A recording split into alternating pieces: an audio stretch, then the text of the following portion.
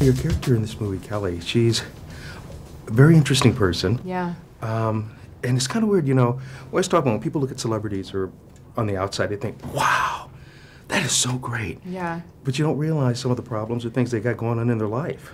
Yeah. Absolutely. And I think, and it's fair and it's totally understandable, but, you know, just because you're famous doesn't mean you aren't, like, severely messed up.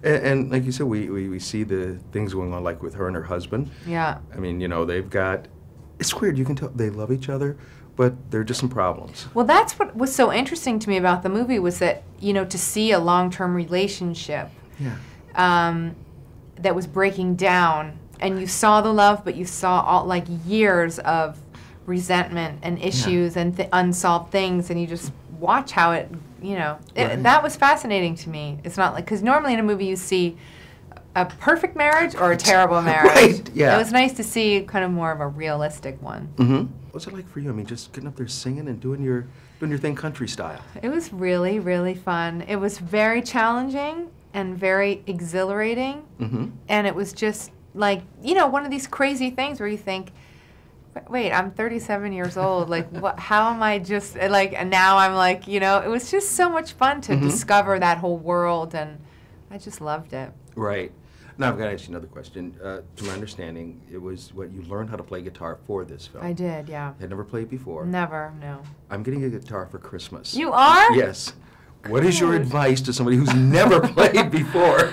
Well, my advice would definitely be to get a guitar teacher to show you, like, the chords, because I mean, I still look up chords off the internet, but it takes forever. You're like, okay, that's E. And the first couple of weeks, it's really brutal. Okay. Like, you will not believe how much the tips of your fingers hurt. You'd be like, I didn't even know I had nerves here. Like, who's ever thought about the tips of their fingers? It's incredibly painful. But also, I think, which is so key, is my guitar teacher on my first lesson, he taught me 3 chords.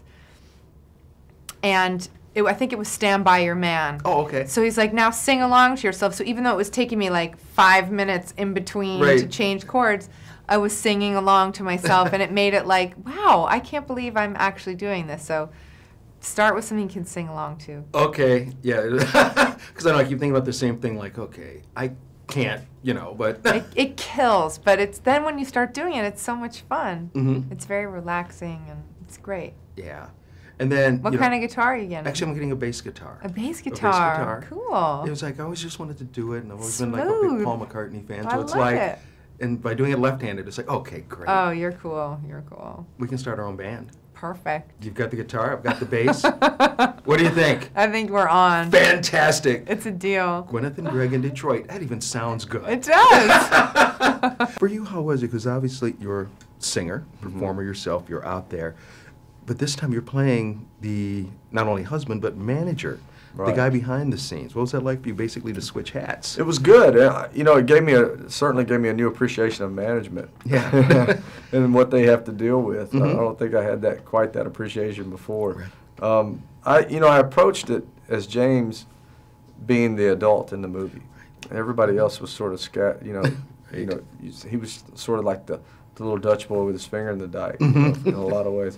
But it was challenging because you sort of had to find a way to make people empathize with James. Instead of, on paper, it would have been easy to come and play him as just a villain through the whole movie. But I didn't think that that's what James was. I didn't think he was a villain at all. I think it was a beautiful love story between James and Kelly in a lot of ways. But I also thought that James was trying to make the best decisions that he could. I don't think that he was ever trying to make decisions that were wrong decisions. I think everything he did, he was trying to do for the benefit of Kelly. It was a great love story. I think that he made some wrong decisions, or did he? I think that you can look back at every decision he made and think that he could have been right or wrong. Right. Because like you said, in regards to the love story, you're right, you could tell, that there are 2 people who did love each other. There have been obviously some problems that had happened that caused kind of like this friction. And, but they, like you said, they were trying to work through it. And one of the scenes where it really comes through is when you're at the nursery school or the school with the little boy. All of a sudden you see that spark, back in their eye. Yeah, you just see where there's that beautiful love that they had. And then, but you also sort of sort of saw where it was sort of unrecoverable at that time. Right. And now for you, were they coming up to you, everybody, all the other actors, about advice when obviously you're going around, they're on the buses and different things like that? They said I've heard them in interviews say that I gave them a lot of advice, but I don't remember. No? That. I might have offered a suggestion every now and then, but I had a lot holding my fort down. And I wasn't worried about them. I thought they were going to be fine. Oh, okay.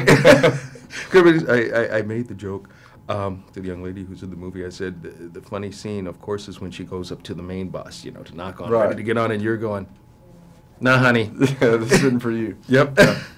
Where it is very humbling when you're first starting out. It is. I mean, my guys and I traveled in an old Ford van, you know, pulling a trailer for years. But, you know, it's some of the best times I've had in this business, too. Right. And also, like you said, you've got great advice. I mentioned to you how I'm actually going to get a guitar for Christmas. I told that to Gwyneth. Absolutely. And I like your philosophy about... It's 6 strings, man. 6 strings. It's just 6 strings, 1 chord at a time. You'll do it. All right. And she and I are starting a band. It's Gwyneth and Greg. We're going to be on tour. Would you like to manage? Double G. That's right. We'll get you to manage. No, I don't know about that. You don't want me to manage. or sing. I'm not organized enough. No? No. I said, well, we'll all perform together. That'll be good. There you go. You got it. For your character in the movie, I mean, here's a young lady who obviously is talented, but in the beginning kind of just a little nervous to get on stage. Yeah, to say the least. And what would you think you'd have to do just to overcome something like that? I think in her case, you know, she just had to grow up a little bit, and I think she kind of comes into her own and realizes that she is good and she is worthy, but her immediate insecurities are just kind of like anybody else's, just amplified a bit. But you know, she's insecure about, you know, her past, and I think she, you know, comes from a place where she's not necessarily always taken seriously. She's worried about being common and forgettable and not smart and all these things. And I guess a lot of people feel that way, but she's just on stage kind of bearing her soul, and it's scary. And then, you know, one of the other things, just showing how the character had to grow, was when you're ready to go on the road, you go up to the big bus, and knock on the door, you're ready to go inside, and it's like... humiliating. That's the thing, too. It's like, I kind of had to just give up any of my, I mean, just be completely humble, because there was no power in any situation. I didn't have... She's completely powerless in every scene. She kind of wears her heart on her sleeves and puts her foot in her mouth all the time. It's pretty funny.